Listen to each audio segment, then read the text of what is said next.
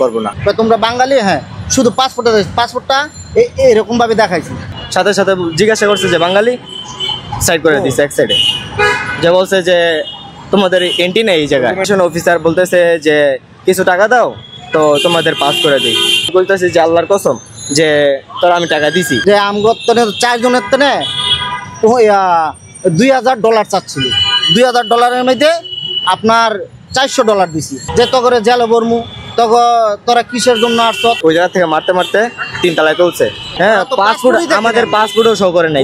পরে নিয়ে মারছে, যখন আসছে পরে সাইদি গাল গোল লাল করে লাইছে। ফোনে ফোনে বলে দিছে যে লোকটারে চেঞ্জ করে দিতে। প্রমাণ দিতে পারছ না, তাহলে এখন চলে যা।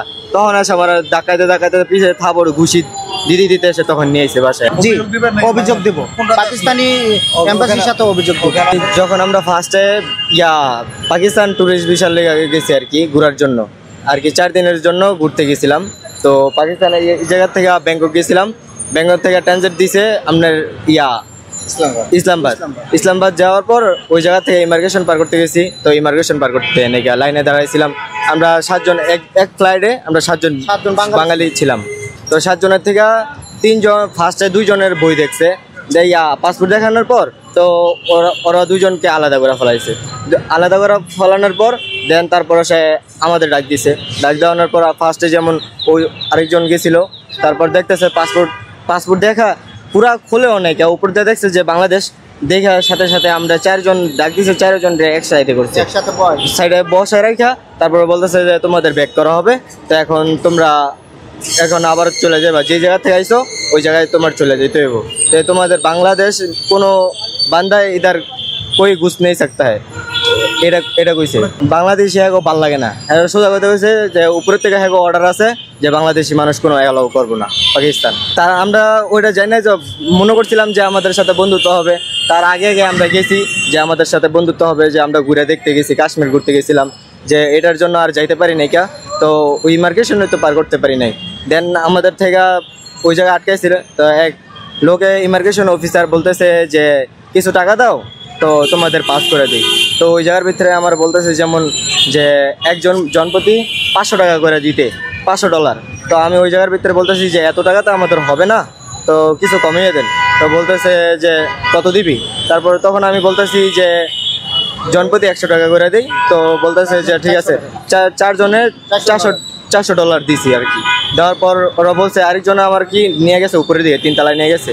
তো আমাদের যত লাকেজগুলো ছিল ওগুলো বুকিংয়ে দিছে। বুকিংয়ে দেওয়া বলতেছে যে তোদেরকে এখন বাংলাদেশ পাঠিয়ে দেওয়া হবে। টাকা ওই জায়গা দিয়ে দেওয়া হয়ে গেছে গা। তারপর টাকা নেওয়ার পর যখন আমাদের এয়ারপোর্ট বিমান আর কি অপহরণ করে বিমানে ঢুকাবে, ওই সময় আমরা বলতেছি যে আমাদেরকে পাঠিয়ে দেওয়া হইতেছে, তা আমাদের টাকাটা আমাদেরকে ব্যাক দিয়ে দেন। তখন বলতেছে যে টাকা কে নিছে। তখন আমার যেমন ধরে বলতেছে যে যদি তুই প্রমাণ না দিতে পারো তাহলে নিচে থেকে মারতে মারতে উপরে লিয়ম। তখন আমি নিচে গেছিলাম। তো নিচে বলতেছে যে আমি বলতেছি যে আল্লাহর কসম যে তোরা আমি টাকা দিছি। যে ওরা বলতেছে যে না টাকা যাস নাই তোরা। তার আমার নিচে নেওয়ার পরে তো ওই জায়গায় দেখা যাচ্ছে যে কোন বান্ধা আছে দেখ। তারপরে সে ওই জায়গাতে আমি বলতেছি যে এন কেউ নাই কা, ওই বান্ধা ওই পাশে গেছে গা বা আশেপাশে লুকাই গেছে গা। তখন পরে আমার ওই জায়গা থেকে মারতে মারতে 3 তলায় তুলছে। 3 তলায় তোলার পর তারপর ওই জায়গা থেকে 3 জনের বিমানে তুলে ফেলছে। তো 3 জনের বিমানে তুলে ফেলার পর তো আমার ওই জায়গা থেকে টানা হেসরা করতে করতে বিমানে তুলে নিয়ে গেছে।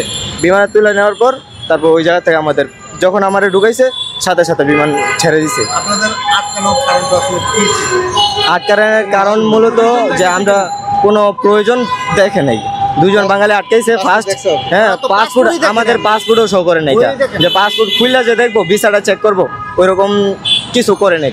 সাথে সাথে জিজ্ঞাসা করছে যে বাঙালি, সাইড করে দিছে এক সাইডে, যে বলছে যে তোমাদের এন্ট্রি নেই এই জায়গায়।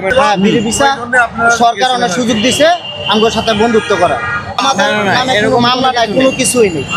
এরা আমগরে নিচ্ছে না এই নাইতে আমরা সবাই ঘুরতে গেছি। আমগো তো বই দেখবো, আমগো কোনো বই দেখে নাই, কিচ্ছু দেখে নাই।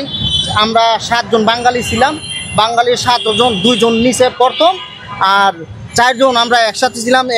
4টা কাউন্টারে 4 জন গেছিলাম, 4 জন ব্যাক করছে। যেহেতু ওই 2 জন বাঙালি, তোমরা বাঙালি, হ্যাঁ শুধু পাসপোর্টটা এরকমভাবে দেখাইছি। যখন আলা পাসপোর্ট নিয়ে এলাম, আলা কইতাছো তোমরা বড় অফিসারে যাও। আলা বড় অফিসারে গেলাম, সবাই 7 জনটা দুইজন লোকের প্রশ্ন করলো তুমি কিসের জন্য আসছো, ওই কইছে আমি বিজনেসের জন্য আসছি। আমরা কই কিসের বিজনেস করো, কয় চুলের বিজনেস করতে আসছি।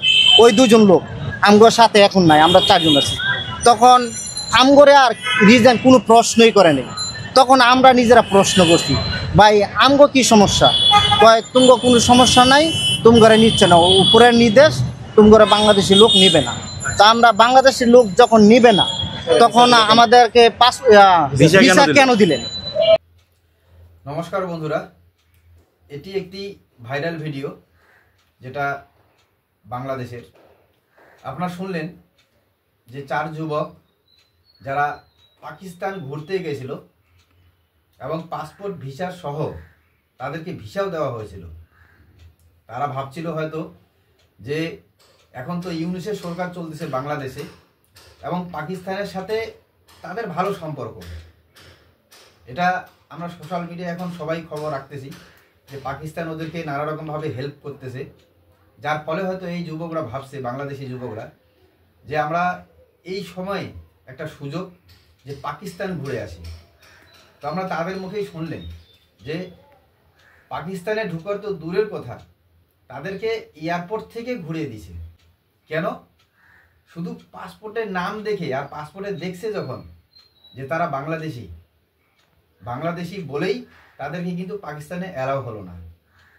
যুবকরা বলতেছে যে তারা মানে বর্তমান সময় যে সরকারের সাথে সুসম্পর্ক চলতেছে পাকিস্তানের, সেই সূত্রেই কিন্তু তারা ঘুরতে গেছিল।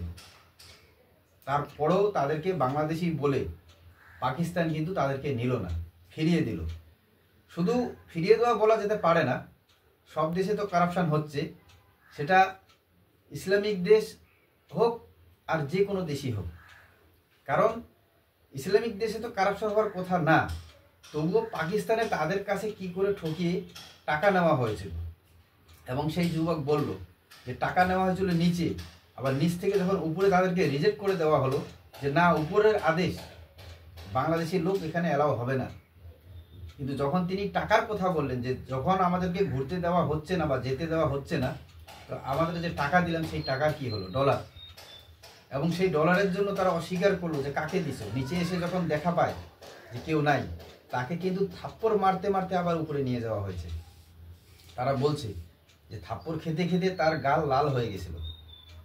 তো এবার চিন্তা করেন, এবার এইসব ভিডিও দেখেও কি বাংলাদেশের সাধারণ জনগণ বা বাংলাদেশের সরকার বুঝতেছে না যে কারা বন্ধু বা কারা বন্ধুর যোগ্য না? কিন্তু অথচ এরকম ভিডিও হয়তো ভারতবর্ষের একটিও বাংলাদেশে নেই, যে বাংলাদেশ এসে তাদেরকে হেনস্থা হতে হচ্ছে, পাসপোর্ট ভিসা দিয়েও বাংলাদেশে বাংলাদেশ বলে বাংলাদেশি বলে তাদেরকে ভারতে ঢুকতে দেওয়া হচ্ছে না। এরকম আমি তো বলবো এখন পর্যন্ত হচ্ছে না। এখনও অনেক লোক বাংলাদেশের বাঙালি তারা কিন্তু ভারতবর্ষে আসতেছে এবং বিভিন্ন জায়গায় ঘুরেও যাচ্ছে।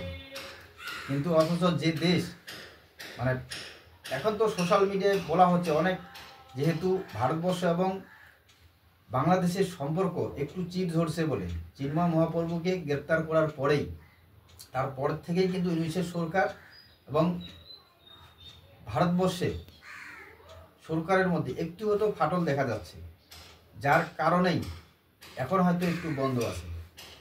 কিন্তু তারপরেও আমরা সোশ্যাল মিডিয়ায় দেখা পাচ্ছি বর্তমান সময়েও অনেক বাংলাদেশি লোক ভারতবর্ষ ঘুরে যাচ্ছে।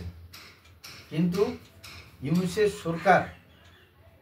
সরকারকে যেভাবে পাকিস্তান মদদ দিচ্ছে এবং এত কিছু দিয়ে মদদ করার ফলেও বাংলাদেশি যুবকদের বাংলাদেশি বলেই পাকিস্তানে ঢুকতে দেওয়া হচ্ছে না। কারণ ৭১-এর যে বাংলাদেশ স্বাধীন হয়েছিল, সেখানে যদি ভারতীয় সেনারা বা ভারত সরকার তাদেরকে সাহায্য না করত, তাহলে হয়তো আজকে বাংলাদেশের সেই বাঙালিরা স্বাধীন হতো না, বা এই যে স্বাধীনতার যে স্বাদ গ্রহণ করছে সেই স্বাধীনতার স্বাদ তারা হয়তো পেত না। কিন্তু তারা আজকে কি হলো, তারা সেটা ভুলে গিয়ে বর্তমান যে ইউনূসের সরকার তারা কিন্তু মনে করছে যে আমাদের বন্ধু এখন পাকিস্তান, এবং সোশ্যাল মিডিয়ায় সেটি ভাইরাল।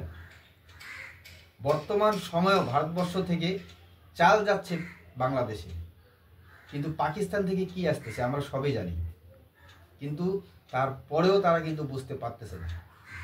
আজকে যদি এই 4 যুবক পাকিস্তানে না যেত এবং পাকিস্তান থেকে তাদেরকে ওরকম হ্যারাসমেন্ট না হয়ে ঘুরে আসতে না হতো, হয়তো এই ভিডিও সোশ্যাল মিডিয়াও যদি ভাইরাল না হতো, তাহলে হয়তো আমার মতো সাধারণ একজন সোশ্যাল মিডিয়ায় কাজ করেনেওয়ালা ছেলে আপনাদের সামনে এই ভিডিও তুলে ধরতে পারতো না।